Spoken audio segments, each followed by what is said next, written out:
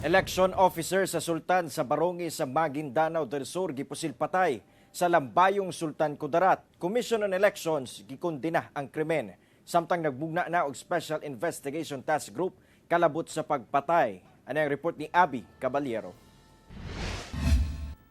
Patay ang election officer sa Sultan sa Barongis sa Maguindanao del Sur nga si Haviv Maindan, human kini gipaulanan og bala sa pusil samtang gamaneho sa iyang sakyanan.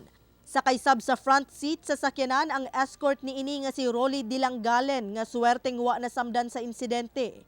Matud pa gikan sa ilang opisina sa Sultan sa Barongis ang mga biktima ug pauli na unta sa Buluan, Maguindanao del Sur. Apan pag-abot sa bahin sa National Highway Barangay Pingyaman, Lambayong Sultan Kudarat pasado alas 2 sa hapon niadtong Lunes, didto na nahitabo ang pagpamusil. Sumala sa otoridad, Enero karong tuiga dihang milingkod isip election officer sa Sultan sa Barongis si Maindan. Bago pa po siya naging COMELEC officer ng Sultan sa Barongis ay COMELEC officer na po siya from 2017 to 2022 ng Pandag Municipality.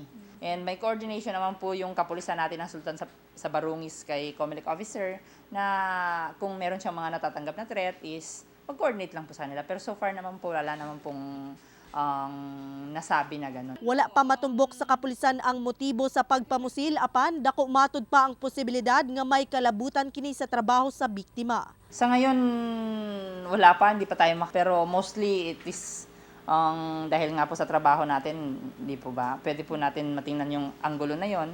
Nagmugna na sab ang Sultan Kudarat Police Provincial Office ug Special Investigation Task Group kun SITG Maindan aron mas paspas maresolba ang maong krimen. Samtang gikundina ni COMELEC Chairman George Erwin Garcia ang pagpatay kang Maindan. Gani nakig-alayo na matud pa ang COMELEC ngadto sa kapulisan aron madakpa na ang nagpaluyo sa krimen.